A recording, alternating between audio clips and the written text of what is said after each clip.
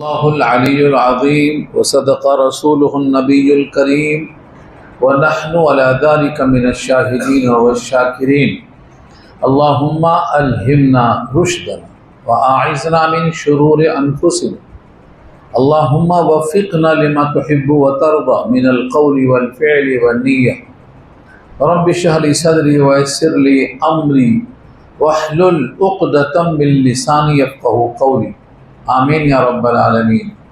محترم حضرات، معزز سامعین، ملی بھائیوں، بزرگوں اور دوستوں، میری ماں اور بہنوں، پیارے بچوں،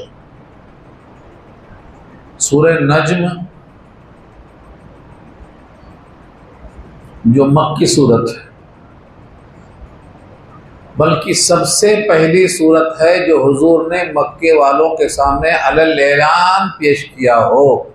پہلی صورت، مکمل پہلی صورت جو مکے والوں کے سامنے علی الاعلان پیش کیا ہو، یہ پہلا امتیاز ہے۔ اور ایک امتیاز اس صورت کا ہے کہ جب آپ نے مکے والوں کے سامنے اس صورت کو پڑھا، اس میں آیت سجدہ بھی ہے آخر میں۔ پہلی صورت ہے جس میں آیت سجدہ نازل ہوئی ہے، وہ بھی اسی صورت کے ساتھ ہے۔ اور جب آپ نے یہ صورت پوری پڑھا تو سجدے کی آیت پر آپ نے سجدہ تلاوت کیا، اور بطور معجزے کے جو مومن تھے وہ تو نبی کے ساتھ گئے ہی تھے، کفار بھی سجدے میں گر گئے۔ یہ پہلا واقعہ، معجزہ کہیے۔ نبی کے ساتھ جو مومن تھے وہ تو تھے ہی مومن، لیکن جو کافر تھے وہ بھی سجدے میں گر گئے، بے ساختہ سجدے میں گر گئے، ایک کافر کو چھوڑ کے۔ اس کے نام میں اختلاف ہے، لیکن ابن مسعود کہتے ہیں میں نے اس کو دیکھا، انہوں نے زمین سے مٹی اٹھایا اور پیشانی کو لگایا، کہا مجھ کو یہ کافی ہے، میں سجدہ نہیں کروں گا، گھمنڈ کی وجہ سے۔ اس کو ابن مسعود نے حالت کفر میں مرتے ہوئے دیکھا۔ یہ سختی ہے۔ تو یہ بہت اہم صورت ہے اس معنی کے لحاظ سے کہ اس میں آیت سجدہ ہے۔ یہ پہلی صورت ہے جہاں سجدہ کی آیت نازل ہوئی، اور یہ پہلی صورت ہے جو مکے والوں کے سامنے پیش ہوئی، اور یہ پہلی صورت ہے جس میں بطور معجزہ کے سب سجدے میں گر گئے۔ اس خاص رکوع میں قرآن کریم کی سب سے مشکل آیتیں کہا گیا ہے ان کو۔ علامہ انور شاہ کشمیری نے ایک کتاب لکھی ہے، اس کا نام ہے مشکلات القرآن، یعنی وہ آیتیں جس کا ترجمہ، تشریح، ضمیر، ناؤن، پروناؤن نکالنے میں مشکل ہوئی ہے، اس کو کہتے ہیں مشکلات القرآن۔ انہوں نے وہ کتاب لکھی ہے، وہ کتاب آج بھی موجود ہے، لیکن اس کے پڑھنے کے لیے بھی تو جو علم چاہیے بنیادی، وہ بھی تو حاصل کرنا پڑے گا وہ کتاب کو سمجھنے کے لیے۔ اس رکوع ہی میں وہ ضمیریں ہیں۔ وہ کیا مشکل ہے، میں اس کو اردو میں کر دیتا ہوں آپ کے سامنے۔ اس میں دیکھنے کا ذکر ہے۔ حضور نے جبریل کو دیکھا یا حضور نے اللہ کو دیکھا؟ دو بار دیکھا، ایک بار معراج کے موقع پر دیکھا اور ایک بار مکے کے وادیوں میں دیکھا۔ تو دیکھنا کس کا، جبریل کا یا اللہ کا؟ یہ ہے اختلاف کی جگہ، جو آیتوں میں ہم بتائیں گے آپ کو، یہ ذہن میں آپ رکھ لیجیے۔ جہاں جہاں وہ ضمیریں آئیں گے ہم اشارہ کریں گے کہ یہ ہے وہ جگہ۔ تو آپ پہلے شروع سے لے کے چلیے۔ یہ صورت مکی ہے، عقیدے کا بیان ہوگا، معراج کا تذکرہ ہوگا، رؤیت باری کا تذکرہ ہوگا، جبریل کے دیکھنے کا تذکرہ ہوگا، یہ سب بحثیں اس رکوع میں آ رہی ہیں۔ پہلے اللہ نے والنجمی قسم کھایا، والنجمی، واو یہاں قسم کے لیے ہے۔ نجم کے معنی ستارہ، یہ عام ستارہ ہے، ایک قول ہے۔ اس سے مراد ثریا ہے، یہ دوسرا قول ہے۔ ثریا اکیلا نہیں ہوتا، کہکشاں ہوتا ہے، کئی ستاروں کا مرکب ہوتا ہے۔ تو دوسرا قول یہ ہے کہ یہاں نجم سے مراد کہکشاں ہے۔ والنجمی قسم ہے تارے کی، اذا ہوا جب وہ گر جائے۔ ہوا یہوی، ہویین کے معنی آتے ہیں اوپر سے نیچے گرنا، تارا گرتا ہے یا ڈوب جاتا ہے، اس سے مراد یہ ہے تارا اپنی منزل میں رہتا ہے، غائب ہو جاتا ہے۔ فرشتہ جو حضور کے پاس آتا ہے وہ مقام پر پہنچنے کے بعد پھر غائب ہو جاتا ہے۔ تشبیہ دیکھیے آپ، فرشتے سے تشبیہ ہو رہی ہے یہاں پر۔ اور جب تارا گر جائے یعنی غائب ہو جائے، والنجم اذا ہوا، اشارہ یہ ہے کہ یہ اللہ کی قدرت میں سے ہے۔ اللہ کی قدرت میں سے یہ ہے تارے کا گرنا، تارے کا حاضر ہونا، تارے کا غائب ہونا، اس کا صحیح مقام پہ رہنا۔ تارا کیا کرتا ہے؟ رہنمائی کرتا ہے۔ کب؟ اندھیرے میں۔ یہ اللہ نے خود کہا ہے سورہ نحل کے اندر، وَبِالنَّجْمِ هُمْ يَهْتَدُونَ، تاروں سے لوگ ہدایت پاتے ہیں۔ اندھیری رات ہے، گھوپ ہے، تو یہ تارے بتاتے ہیں آپ کدھر سے آئے ہیں، کدھر جا رہے ہیں۔ سمندر کا راستہ ہے، یہ تارے بتاتے ہیں کدھر جانا ہے، کدھر سے آنا ہے۔ ریگستان ہے، یہ تارے بتاتے ہیں کہاں سے آنا ہے، کہاں جانا ہے۔ وَبِالنَّجْمِ هُمْ يَهْتَدُونَ وَعَلَامَاتٍ وَبِالنَّجْمِ هُمْ يَهْتَدُونَ، یہ اللہ نے بتایا۔ تو نجم سے مراد رہنمائی ہے، اشارہ اس بات کی طرف ہے، تاروں سے بھی ہدایت ملتی ہے۔ اور شاید آپ کو حدیث یاد ہوگی، ہمارے نبی نے اپنے صحابہ کو کیا کہا ہے؟ میرے صحابہ تاروں کے مانند ہیں، اصحابی کالنجوم بأیہم اقتدیتم اہتدیتم، میرے تمام صحابہ تاروں کے مانند ہیں، ان میں سے کسی کی اقتدا کر لیں گے ہدایت مل جائے گی۔ تو صحابہ کو بھی تارے کہا ہے، تشبیہ ہے یہ ہدایت ملنے کی۔ والنجم اذا ہوا، قسم ہے تارے کی جب وہ گرے۔ ما ضل صاحبکم وما غوا، ما ضل نہیں بھٹکے، صاحبکم تمہارے صاحب۔ قرآن کریم میں اس انداز سے کہیں نہیں آیا ہے کہ آپ کے صاحب، کیوں کہا آپ کے صاحب؟ مکے والوں سے خطاب ہے، اور مکے والوں کے لیے حضور صاحب ہیں، ساتھی کو صاحب کہتے ہیں۔ صحبت جس کو ملتی ہو اس کو صحابی کہتے ہیں، ایمان کی حالت میں ہے تو، اور اسی پر موت آئی ہے تو صحابی کہتے ہیں۔ تو صحبت سے صحابی ہے۔ صاحب کس کو بولتے ہیں آپ؟ جو ساتھ ساتھ رہتا ہو۔ اور یہ قرآن میں دلیل پیش کی ہے سورہ یونس پارہ 11 میں، کہ نبی نے کہا تم مجھے بچپن سے جانتے ہو، میں نے تمہارے درمیان اپنا 40 سال گزار دیا ہے، کیا تم نے مجھے کبھی جھوٹا پایا؟ جو بندوں میں جھوٹ نہیں بولتا وہ اللہ پہ جھوٹ کیسے بول دے گا؟ یہاں صاحب سے اشارہ اسی کی طرف ہے، تمہاری صحبت میں رہنے والا جس کو تم جانتے ہو کہ صادق الامین ہے۔ یہ سورہ یونس کی آیت یاد رکھنا، لقد لبثت فیکم عمرا من قبلہ افلا تعقلون، تمہارے ساتھ 40 سال رہا ہوں، کبھی تم نے جھوٹ پایا؟ تو وما ضل ما ضل صاحبکم، نہیں بھٹکے تمہارے صاحب، یعنی کوئی نیا آدمی نہیں ہے، تمہارے درمیان پلا ہے، بڑھا ہے، نوجوان ہوا ہے، تم نے دیکھا ہے کردار، اخلاق تم نے دیکھا ہے۔ ما ضل صاحبکم وما غوا، اور نہ وہ بھٹکے۔ غوا یغوی کے معنی بھٹک کر راستہ بدل دینا۔ اب یہ دو لفظ سمجھ لو پہلے۔ ضلع کے معنی بھٹکنا، راستہ چھوڑ کے بھٹکنا، اور غوا کے معنی غلط راستے کو صحیح سمجھ کر چل دینا، یہ غوا ہے۔ آدم کے بارے میں آیا ہے، جب آدم نے پھل کھایا تھا وہاں لفظ غوا آیا ہے۔ اللہ نے وہاں کیا کہا؟ آدم کو ہم نے بھٹکا ہوا نہیں پایا، کیونکہ ان میں گناہ کرنے کا عزم نہیں تھا۔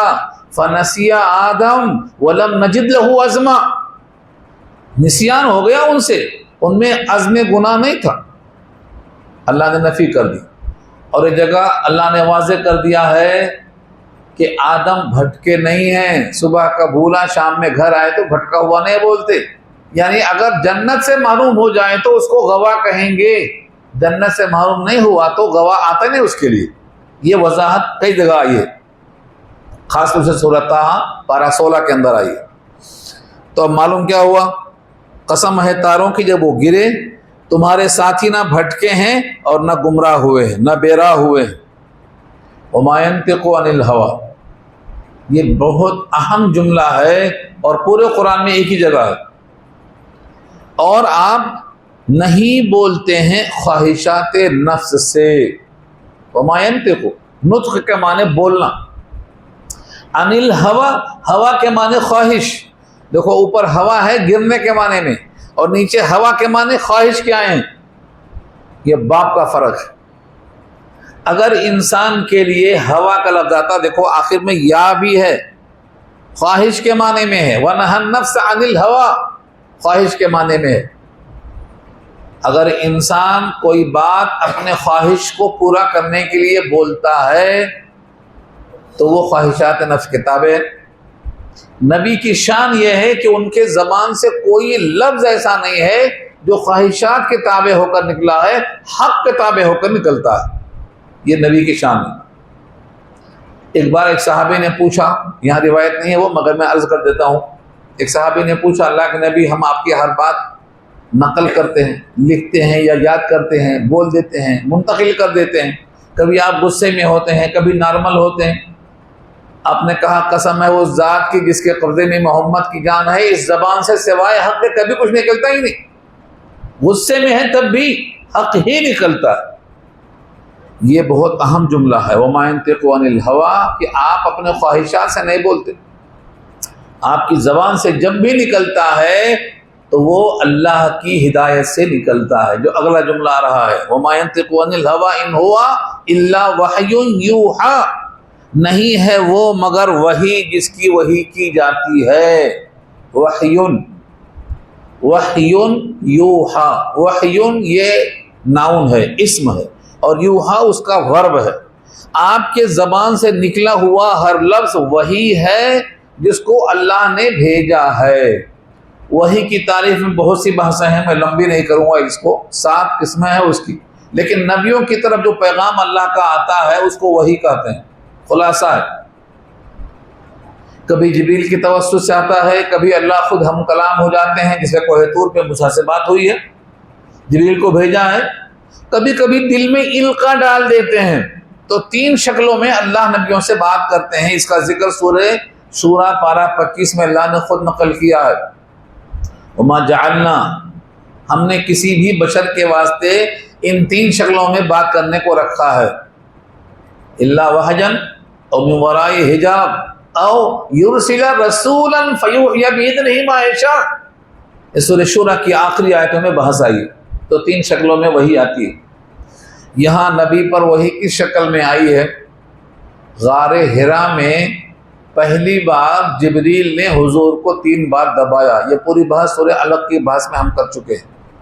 تو یہ اللہ کے نبی کا خاصہ ہے کہ آپ زبان سے وہی بولتے ہیں جو اللہ آپ کو وحی کرتا ہے، فرشتے کے ذریعے براہ راست یا دل میں القا کرتا ہے.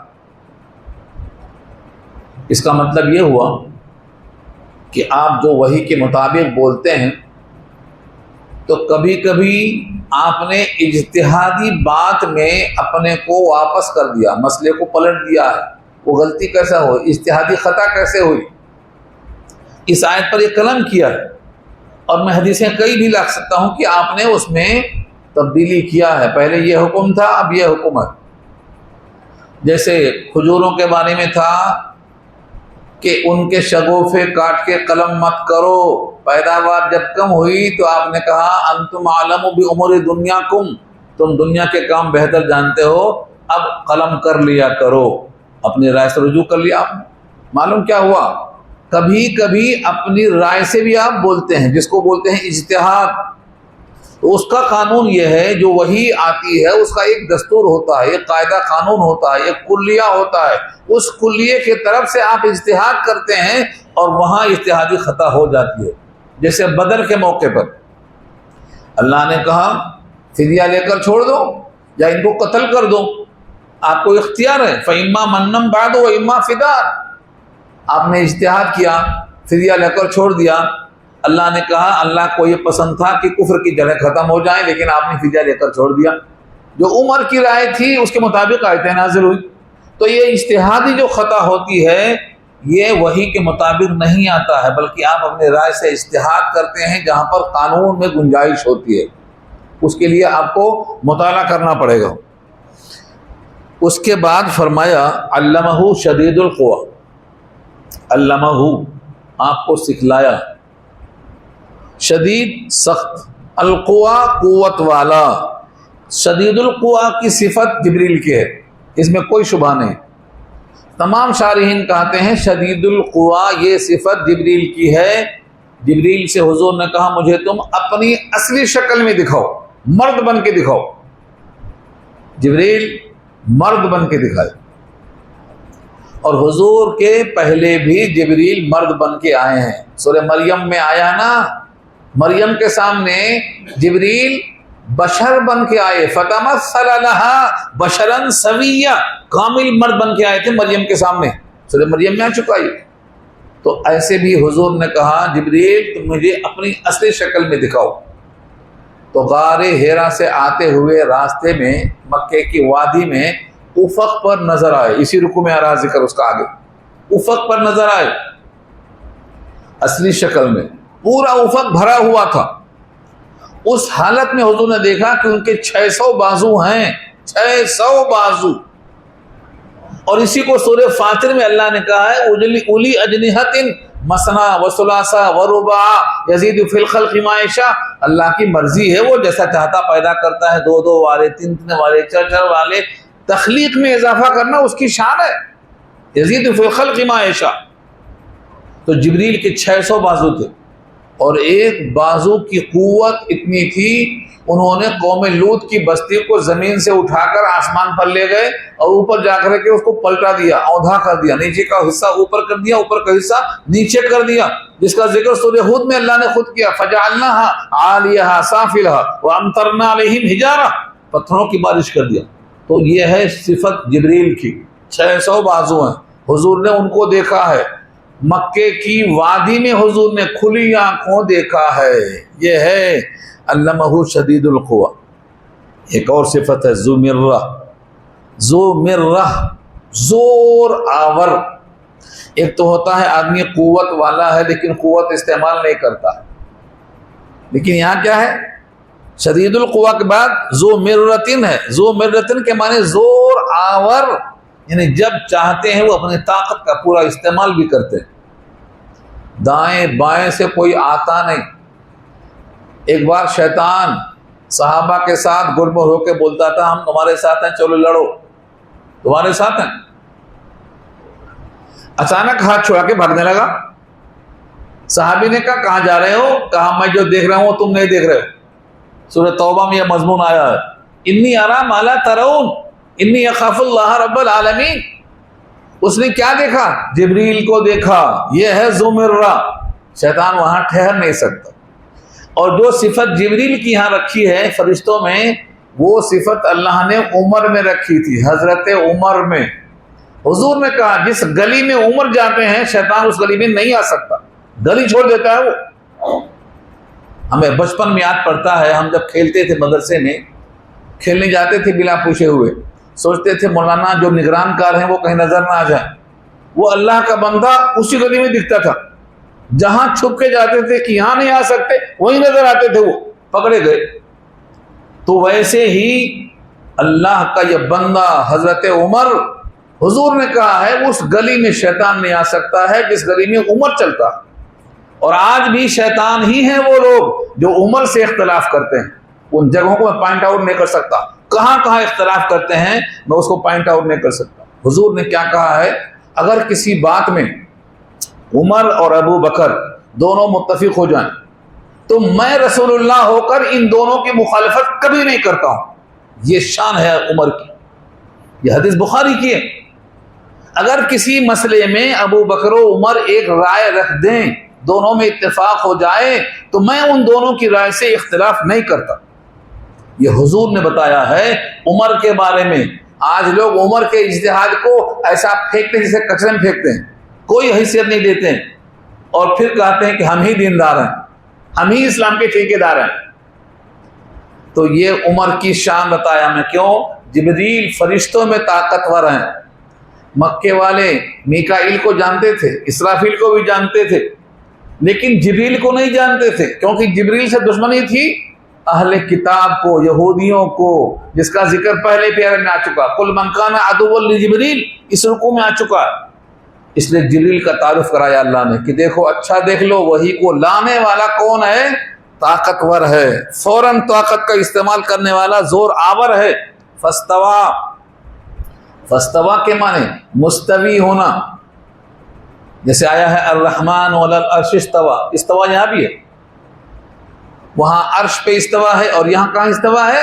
افق پر استوا ہے. جبریل ٹھہر گئے فضاؤں میں، نہ زمین پہ نہ آسمان پہ، فضاؤں میں ٹھہر گئے، یہ ہے فاستوا.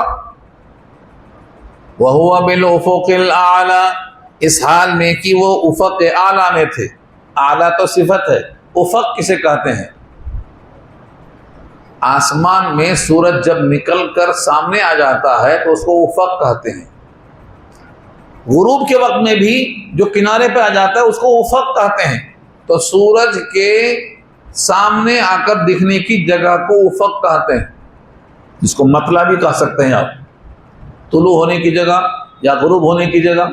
اگر بالکل نیچے ہوتے کنارے پہ تو نظر نہیں آتے، زمین پر سے اچھا دکھائی دے اس اوپر کے حصے کو افق کہتے ہیں، بالکل سامنے آ گئے.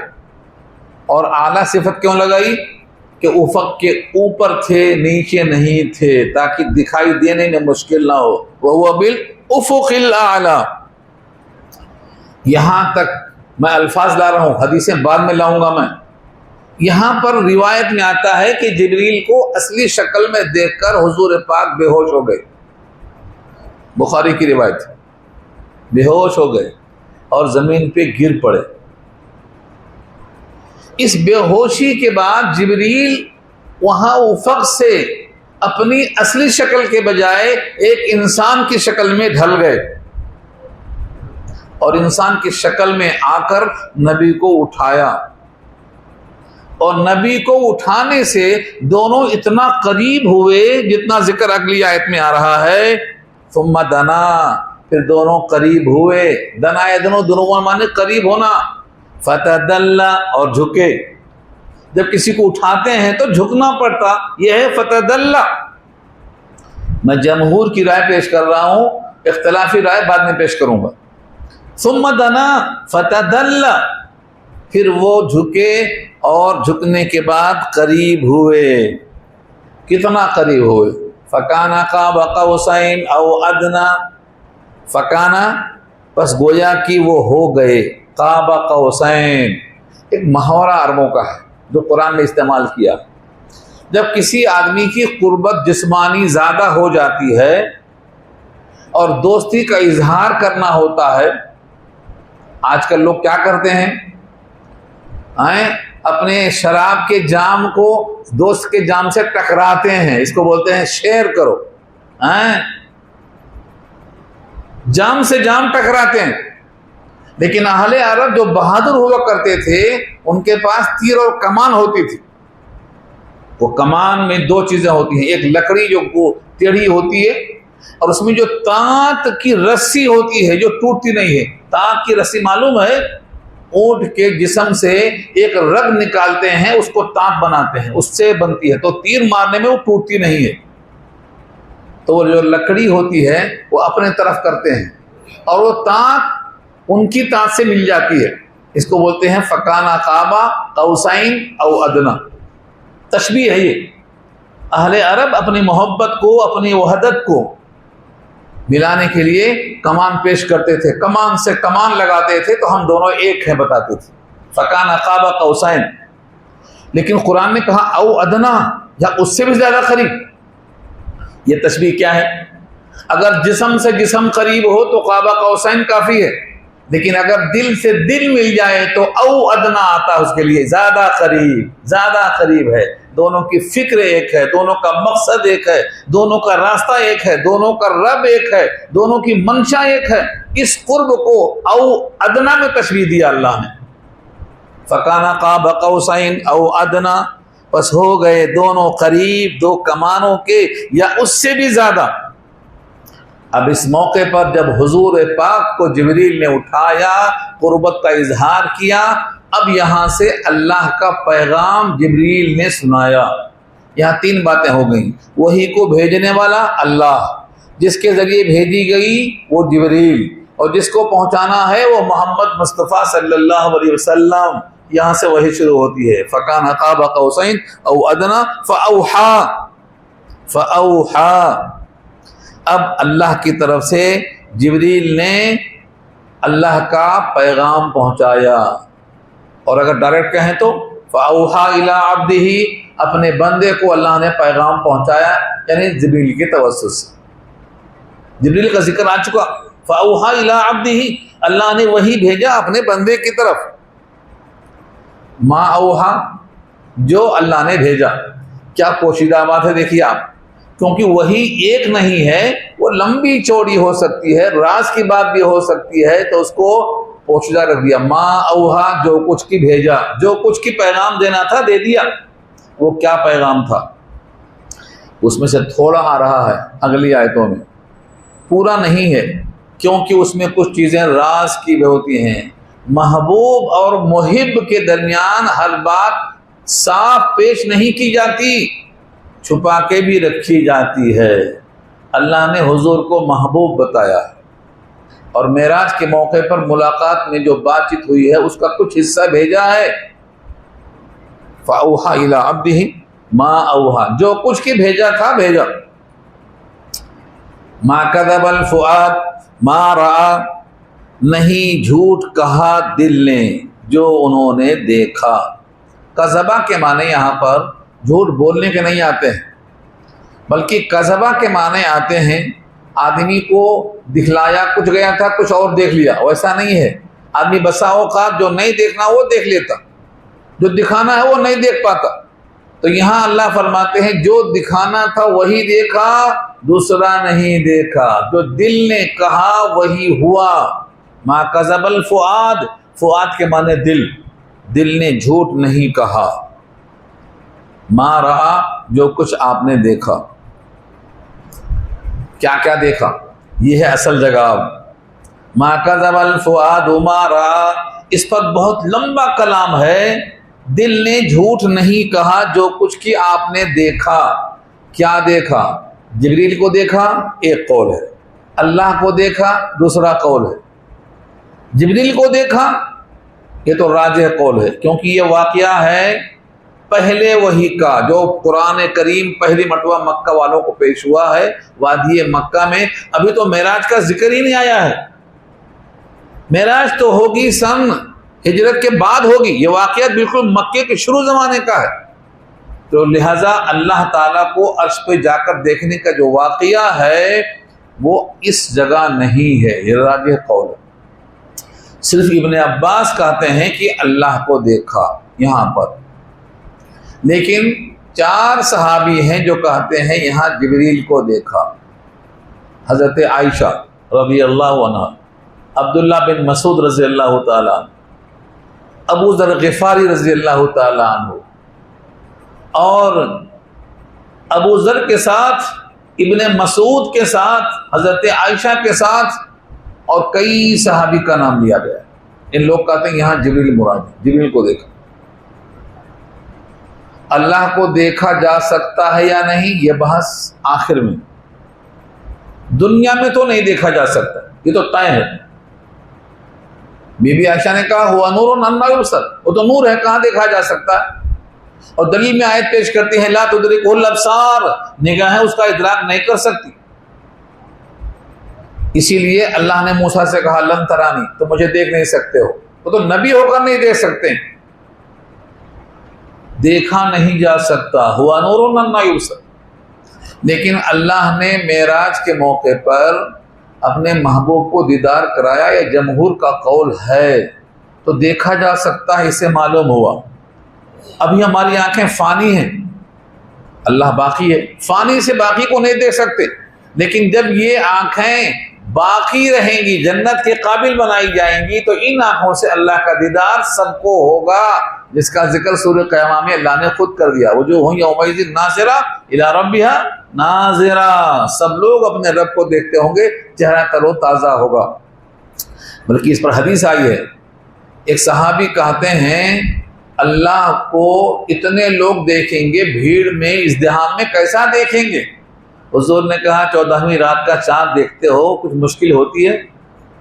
کہا مشکل نہیں ہوتی ہے. کہا تم اپنے رب کو ایسا ہی دیکھو گے کل بدر فی الدجا، 14ویں رات کا چاند، کوئی ازدحام نہیں ہوگا، کوئی مشکل نہیں ہوگی، ہر آدمی دیکھے گا اپنے رب۔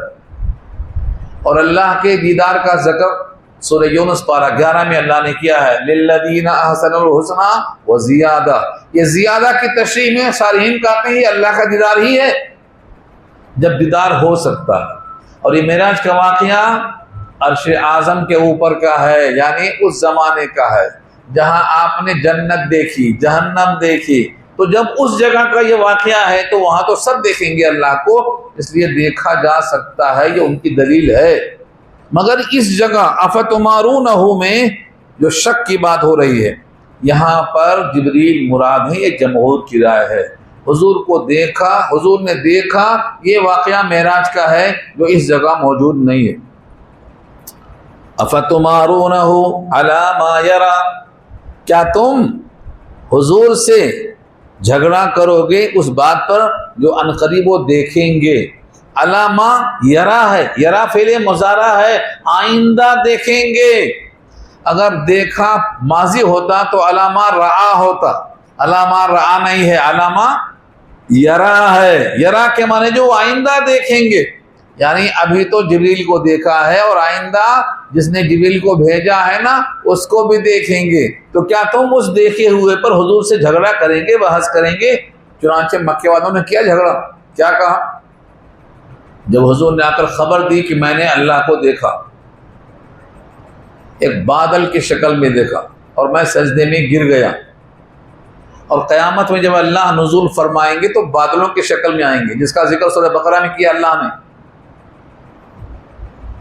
بادلوں کے جھرمٹ میں اللہ کا نزول ہوتا ہے، جس کا ذکر سورہ بقرہ میں اللہ نے خود کیا ہے دوسرے پارے میں۔ تو یہ جو بادل تھا میں نے اس کو سجدہ کیا، یعنی بادلوں کے جھرمٹ میں نے اللہ کو سجدہ کیا۔ یہ روایت مسلم کیا، بخاری نے نقل کیا۔ تو عنقریب جو وہ اللہ کو دیکھیں گے یا جو کچھ بھی دیکھیں گے، جنت دیکھیں گے، جہنم دیکھیں گے، ان کے احوال کو دیکھیں گے، بی بی خدیجہ کا مکان دیکھیں گے، کیا کیا دیکھیں گے؟ علامہ یرا، آئندہ دیکھیں گے۔ کیا تم اس دیکھنے کے اوپر اللہ کے نبی سے جھگڑا کرو گے؟ افتمارونہ علی ما یری وَلَقَدْ رَآهُ نَزْلَةً أُخْرَى، یہاں سے حضور کے جبریل کو دیکھنے کے بارے میں کہا، یہ ایک ہی بار نہیں دیکھا، دوبارہ بھی دیکھا ہے۔ یہ کیوں کہا؟ کیونکہ ایک بار دیکھنے سے آدمی کی ہو سکتا ہے کہ مکمل شناخت نہ ہو، مکمل پہچان نہ ہو، تو کہا دوبارہ بھی دیکھا ہے۔ دوبارہ کب دیکھا؟ وہ یہاں شروع ہو رہا ہے۔ اب یہاں سے معراج کا بیان شروع ہوتا ہے۔ ایک بار تو مکے میں دیکھا جب پہلی بار یہ واقعہ پیش آیا تھا، جب یہ سورت نازل ہوئی تھی، لیکن اس کے بعد دوبارہ کب دیکھا؟ وَلَقَدْ رَآهُ، البتہ تحقیق حضور کو دیکھا، حضور نے جبریل کو دیکھا، نزلتاً اخرى، دوبارہ، اخرى دوبارہ، نزلتاً کے معنی نزول کی شکل میں دوبارہ دیکھا۔ یہ کب دیکھا اور کہاں دیکھا؟ اس کو اللہ نے خود واضح کر دیا۔ عند سدرۃ المنتہی، یہ مقام بتایا۔ عند کے معنی پاس، اور سدرہ کے معنی بیر کا جھاڑ، اور منتہا کے معنی وہ مقام جہاں سے اوپر کوئی نہیں جا سکتا، اس کو منتہا کہتے ہیں۔ جہاں سب کی انتہا ہو اس کو منتہا کہتے ہیں۔ اس منتہا کے پاس سدرہ کا درخت ہے، اس کے پاس حضور نے جبریل کو دیکھا دوسری مرتبہ۔ پہلی بار مکے میں دیکھا، دوسری بار منتہا پہ دیکھا۔ اب یہ منتہا اور سدرہ ایک بیر کا درخت ہے۔ کیا مقام ہے سدرہ کو؟ لوگ سدرہ جو رکھتے ہیں نام یہیں سے لیتے ہیں۔ سدرہ یہاں سین سے، بیری کا درخت۔ عام طور سے بیری دو قسم کی ہوتی ہے جو آپ لوگ شاید شہر والے نہیں جانتے، گاؤں والے جانتے۔ ہم جب دیوبند پڑھتے تھے وہاں دیوبند کی جو بیر ہوتی تھی اتنی شیریں، اتنی میٹھی، میں بیان نہیں کر سکتا۔ کھجور کے بعد نمبر اسی کا تھا، اتنی میٹھی اور تازی تازی ہوتی تھی، اور وہاں کے درختوں کو دیکھا میں زمین پر بچ جاتے تھے۔ آپ کھڑے ہو کر نہیں توڑتے، جھک کے توڑنا پڑتا۔ پھل اتنے آتے کہ اس کی شاخیں زمین پہ لوٹ جاتی ہیں اور طلبا جاتے ہیں، باتیں کرتے ہیں، توڑتے ہیں، کھاتے ہیں. وہاں کے لوگ بولتے ہیں بھائی بچے ہیں، کھانے دو برکت ہوگی، کھانے دو برکت ہوگی. اور واقعی اسی کی نتیجے میں دیکھتا ہوں میں کہ کوئی جھاڑ ایسا نہیں ہے جو زمین پہ بچھا ہوا نہیں ہے. سراہی جھکتی ہے تو پانی ملتا ہے نا. یہ حال وہاں کے درختوں کا میں نے دیکھا. یہ سدرا ہے، سدرا، کانٹے نہیں ہیں. فی سدر مخضود وطلح منضود، جنت کے بارے میں اللہ نے کہا سورہ واقعہ میں. ایسی بہترین بیری کا جھاڑ ہے جس میں کانٹے کم ہیں، پھل زیادہ ہیں. ہاں ایک جگہ بطور عذاب کے آیا ہے ذکر سورہ سبا میں، وہاں یہ ہے کہ کانٹے زیادہ ہیں، پھل کم ہیں، کیونکہ وہ جھربیری جو آتی ہے وہ بطور عذاب کی آئی ہے. وہ سورہ سبا میں ذکر کیا اللہ نے.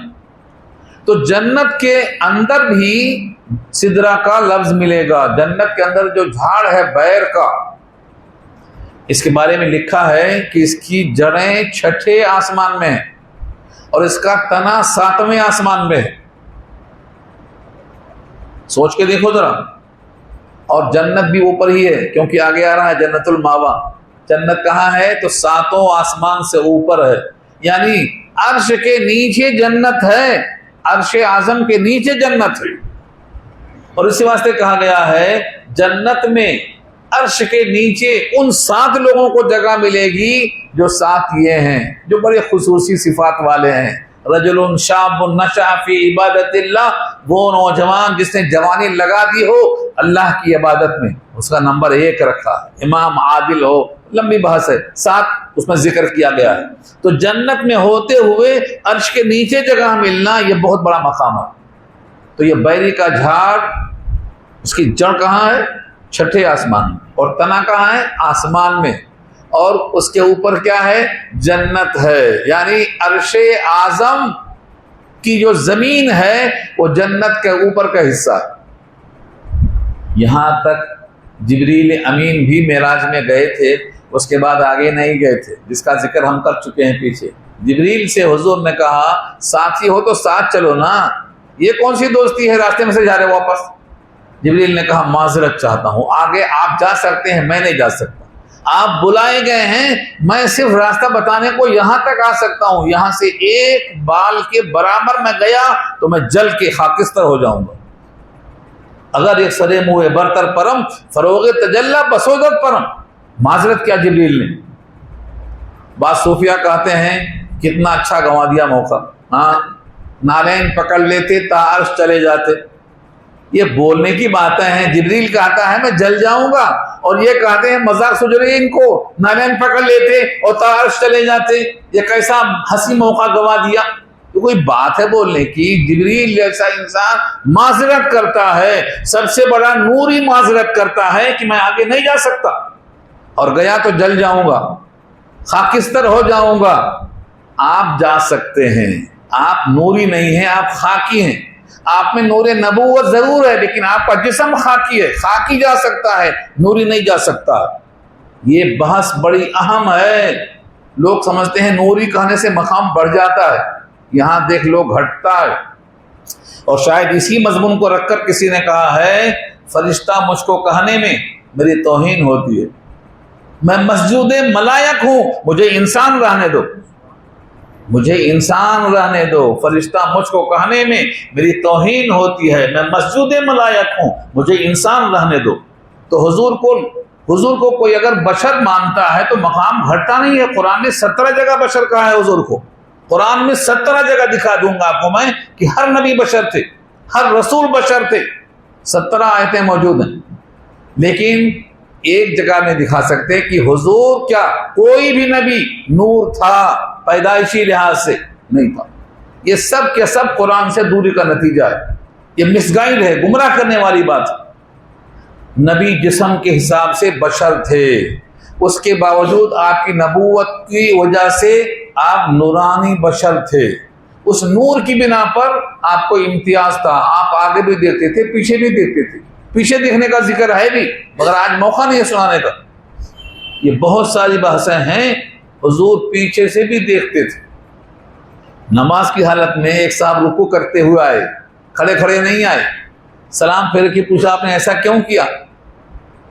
آپ کو رکوع میں کیسے نظر آیا؟ کہا میں پیچھے سے بھی دیکھتا ہوں جس طرح آگے سے دیکھتا ہوں، یہ نبوت کا نور ہے۔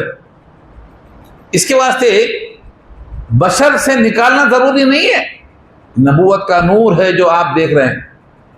اور آپ نے کہا کہ میرے رکوع ہونے سے آپ رکوع نہیں کرنا، آپ سیدھے آنا، صف میں کھڑے ہونا، پھر رکوع کرنا۔ اللہ آپ کی حرص میں اضافہ کرے، لیکن آئندہ ایسی غلطی نہیں کرنا۔ تو آپ دیکھتے تھے، تو نبوت کا نور کم نہیں سمجھنا، اس کو بہت بڑا مقام ہے۔ جتنے بھی رسول گزرے ہیں، جتنے بھی نبی گزرے ہیں، سب کے سب بشر تھے، اور اسی وجہ سے انکار کیا مکے والوں نے کہ ہم اپنے طرح بشر کو رسول نہیں مان سکتے۔ انکار کی وجہ یہی تھی،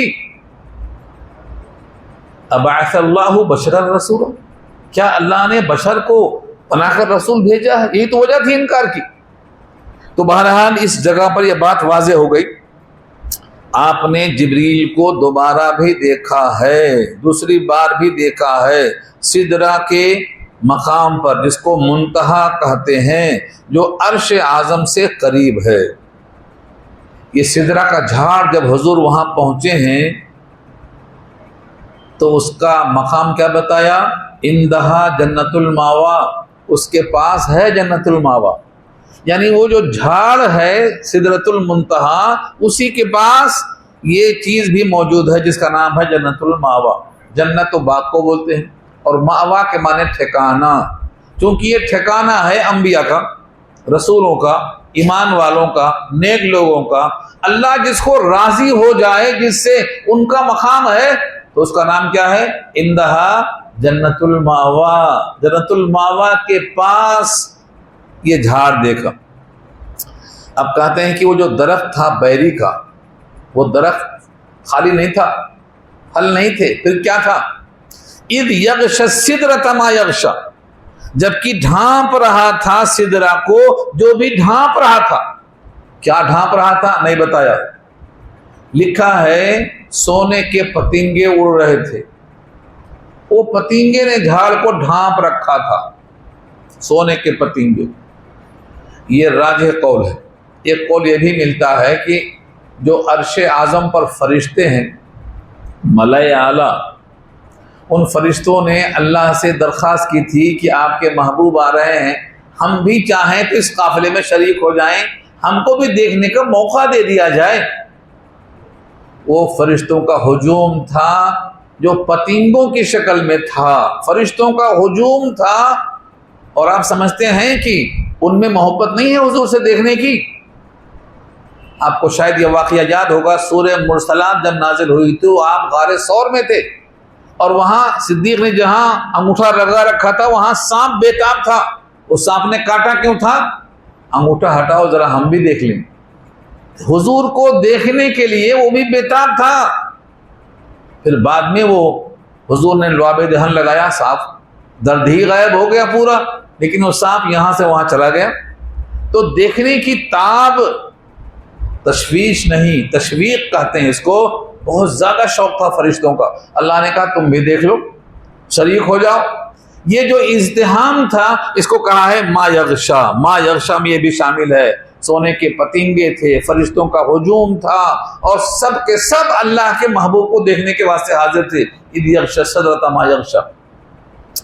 اب آگے فرمایا ما زاغ البصر، آنکھیں ٹیڑھی نہیں ہوئی۔ بس دفعہ اچھی چیز کو دیکھنے کے بعد چکا چوندھ ہو جاتی ہے آنکھیں، تو فرمایا ما زاغ البصر۔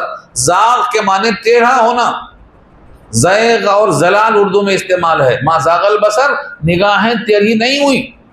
وما طغی، اور نہ اس نے اپنے مقصد کو کھویا۔ ما طغی کے معنی جہاں دیکھنا تھا اسی کو دیکھا، ایسا نہیں ہوا کہ کچھ اور دیکھ لیا۔ اب کیا دیکھا؟ جبریل کو دوبارہ دیکھنے کی جگہ جو تھی وہ تو ساتھ میں آئے تھے۔ اللہ نے کیا کیا دکھایا اس رکوع میں؟ اگلی آیت میں اللہ خود فرماتے ہیں لقد رآ من آیات ربہ الکبریٰ، البتہ دیکھا اپنے رب کی بڑی بڑی نشانیوں کو دیکھا۔ کیا کیا تھی وہ؟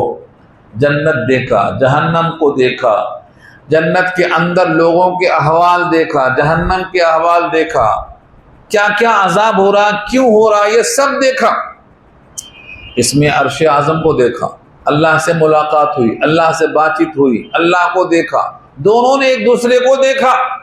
یہ سب امکان ہے، انکار کی گنجائش نہیں ہے، یہ سب اسی میں آتا۔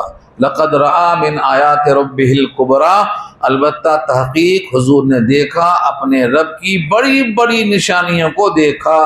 اس بڑی بڑی میں کیا کیا ہے، اس پر بہت ساری حدیثیں نقل کی گئی ہیں، جس میں یہ ہے اللہ کا دیدار بھی، جبریل کا دیدار بھی، اور خدیجۃ الکبریٰ کا مکان بھی دیکھا۔ حضور نے دیکھا کہ حضرت عمر ابن خطاب کی بیوی مسواک کر رہی ہے، اس کی آواز بھی سنا حضور نے، یہ بخاری کی روایت میں ہے۔ کہا میں دل چاہا کہ عمر تیرے گھر میں چلا جاؤں، تیری غیرت یاد آئی تو واپس چلا گیا۔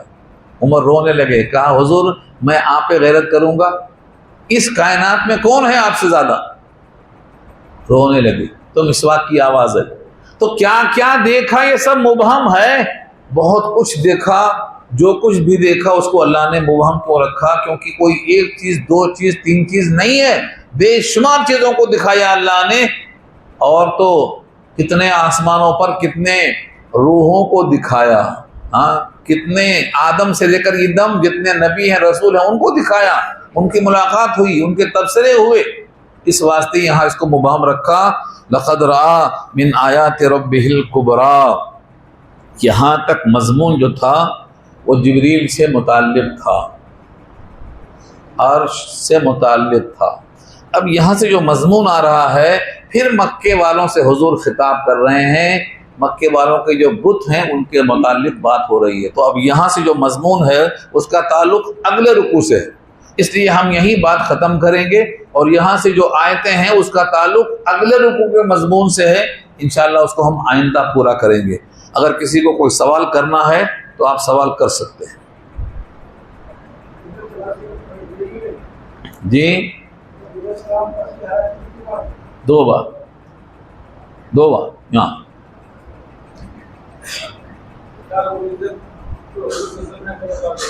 نہیں، اللہ کو ایک ہی بار دیکھا،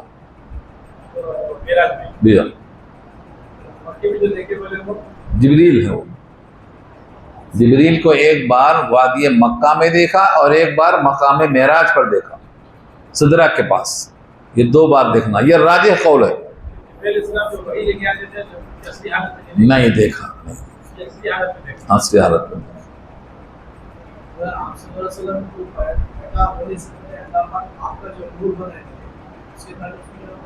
ہاں بنائے، اللہ نے نور بنایا، اس کو ٹکڑے کیا، ایک سے عرش بنایا، ایک سے کرسی بنایا، اور ایک سے جو ہے آپ کی ذات کو بنایا، مگر اس کا مطلب یہ نہیں ہے کہ آپ جسم نہیں رکھتے تھے، آپ ماں کے پیٹ سے پیدا نہیں ہوئے، آپ کی ولادت عام انسانوں کی طرح نہیں ہوئی، یہ مطلب نہیں ہے۔ وہاں نور سے مراد نور نبوت، آپ کے جسم کو نور کہنا یہ خلاف قرآن ہے۔ آپ کے اندر نور نبوت تھا، اس کو اللہ نے پہلے پیدا کیا، اس میں کوئی شبہ نہیں، لیکن آپ عام انسانوں کی طرح اپنے ماں کے پیٹ سے پیدا ہوئے، اور آپ کے والدہ کا نام ہے، والد کا نام ہے، پیدائش کا ذکر ہے، یہ سب چیزیں موجود ہیں، تو بشریت کا انکار نہیں کیا جا سکتا۔ جی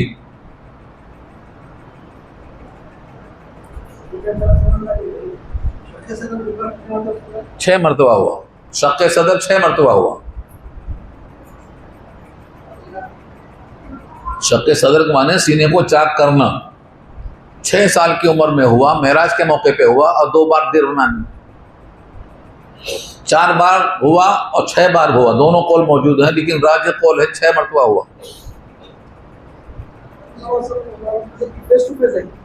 جی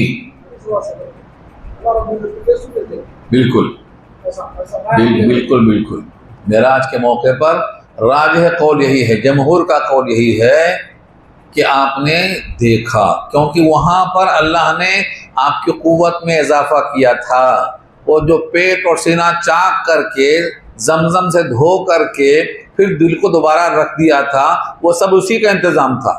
اور اسی واسطے کہتے ہیں ان فانی آنکھوں سے اللہ کو نہیں دیکھ سکتے، لیکن جب اللہ دکھانا چاہے گا تو ہمارا وولٹیج بڑھا دے گا، ہم اللہ کو دیکھیں گے انشاءاللہ۔ انشاءاللہ دیکھیں گے نا۔ ہاں، للذین احسنوا الحسنی وزیادہ، جن لوگوں نے حسنہ کیا ہے جنت کے لیے، ان کو جنت بھی ہوگی اور زیادہ بھی ہوگا۔ زیادہ کیا ہے؟ اللہ کا دیدار۔ یونس پارہ 11۔ اور کوئی سوال کرنا چاہیں تو آپ کر سکتے ہیں، اس سبق سے علاوہ بھی کر سکتے ہیں۔ آپ کی زندگی میں، آپ کے عقیدے میں کوئی بھی اشکال ہے تو آپ اس سبق سے علاوہ بھی سوال کر سکتے ہیں۔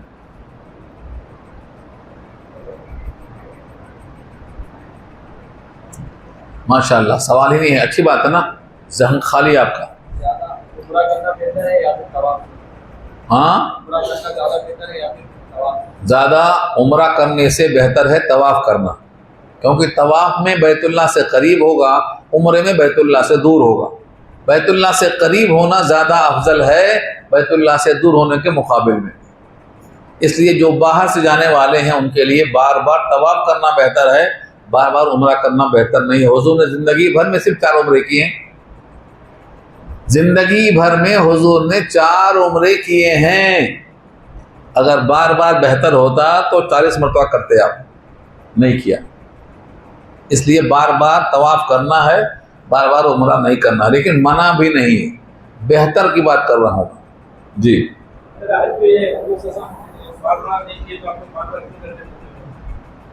بھائی لوگ بولتے ہیں نا جب حضور نے منع نہیں کیا تو آپ کیوں منع کرتے؟ یہ ہم بولتے آپ سے، جب حضور نے منع نہیں کیا کہ 4 سے زیادہ نہیں کر سکتے تو آپ کیوں پوچھتے ہیں؟ یہ ہمارا سوال ہے، آپ سے جواب دیجیے اس کا۔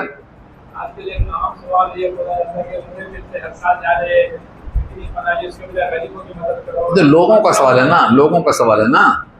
اگر حضور نے ایسا کچھ کہا ہے تو بتائیے، حضور نے ایسا کچھ کہا ہے، صحابہ نے ایسا کچھ کہا ہے، بار بار عمرے پہ عمرہ کرنا مستحب ہے، یہ لکھا ہے معلم الحجاج، ایک کتاب کا نام ہے معلم الحجاج، قاری سعید صاحب کی ہے، یہ پہلی کتاب ہے۔ جب بھی میں حج کرنے گیا ہوں اسی کتاب کو لے کر گیا ہوں، اس میں ہر مسئلہ ملتا ہے، چاہے کتنا ٹیڑھا مسئلہ ہو اس میں ملے گا لکھا ہوا، معلم الحجاج میں اس میں لکھا ہے عمرے پر عمرہ کرنا مستحب ہے، لہذا آپ اس پر اعتراض نہیں کر سکتے۔ ہاں، غریبوں کو دینے والے بھی وہی لوگ ہیں، جو اعتراض کرتے ہیں نا وہ غریبوں کو نہیں دینے والے ہیں، وہ خالی اعتراض کرنے والے ہیں، یہ میں نے دیکھا ہے۔ جو بار بار عمرہ کرتے ہیں انہی کا دل نرم ہوتا ہے، وہی غریبوں کو دیتے بھی ہیں، لیکن جو اعتراض کرتے ہیں وہ عمرہ بھی نہیں کرتے، غریبوں کو دیتے بھی نہیں، صرف زبان چلانے والے لوگ ہیں۔ یہ چیک کر کے دیکھ لو آپ۔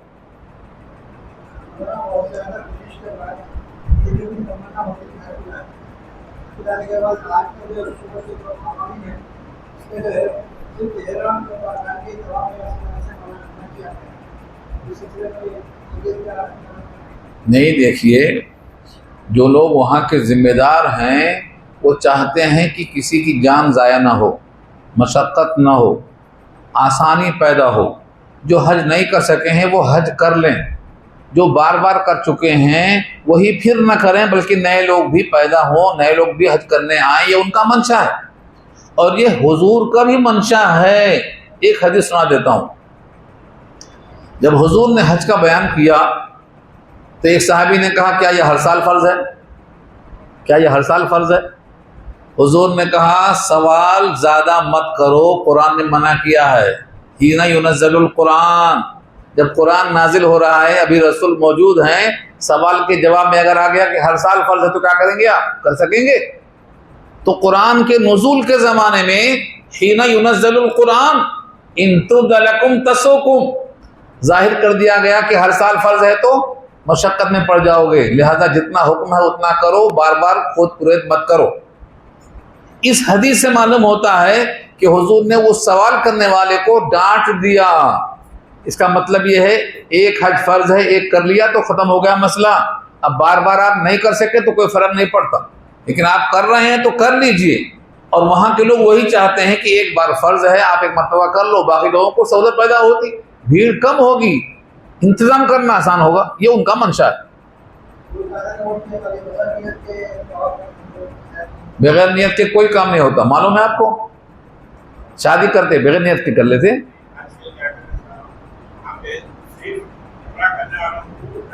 مجھے معلوم ہے وہ چاہ رہے ہیں کہ جو واقعی نیت کر کے آئے ہیں ان کو سہولت ہو, آپ کی بھیڑ سے وہ پریشان نہ ہو, تو ان کا منشا سمجھ کے آپ چھوڑ دینا, آپ کو ثواب مل جائے گا وہاں جانے کا. آپ بیت اللہ کو دیکھو, دیکھنے کا ثواب مل جائے گا آپ کو. 60 نیکیاں ملتی ہیں صرف بیت اللہ کو دیکھنے سے, تو آپ کیوں پریشان ہیں؟ بیت اللہ کو 100 رحمتیں برستی ہیں نا, 100 رحمتوں میں سے 60 رحمتیں صرف دیکھنے کو ملتی ہیں, تو آپ کو تو زیادہ مل گئی نا, تو آپ پریشان کیوں ہیں؟ اس لیے حکومت کے ساتھ تعاون کرنا چاہیے تاکہ دوسرے لوگ جو عمرہ کرنے یا حج کرنے آئے ہیں ان کو آسانی ہو, اس میں آپ شریک ہوں.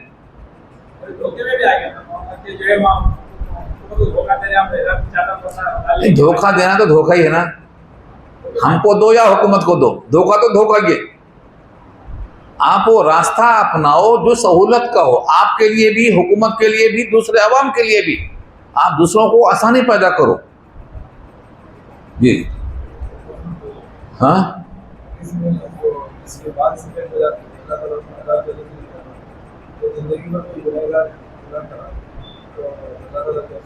نماز پڑھتا نہیں پڑھتا انہیں تو گیا, نماز گئی تو شرک ہو گیا.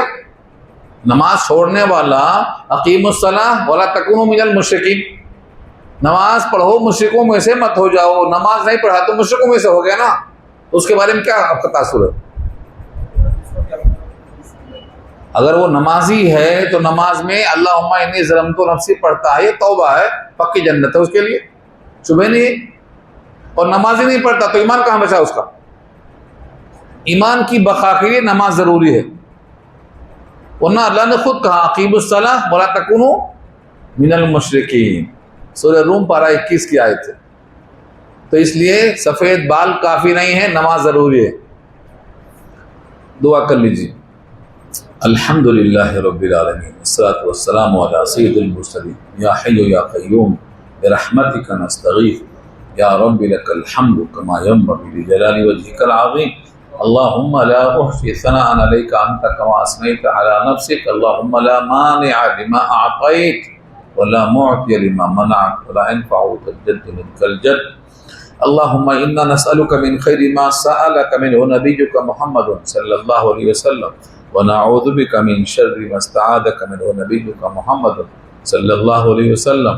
انت المستعان وعليك البلاغ ولا حول ولا قوه الا بالله.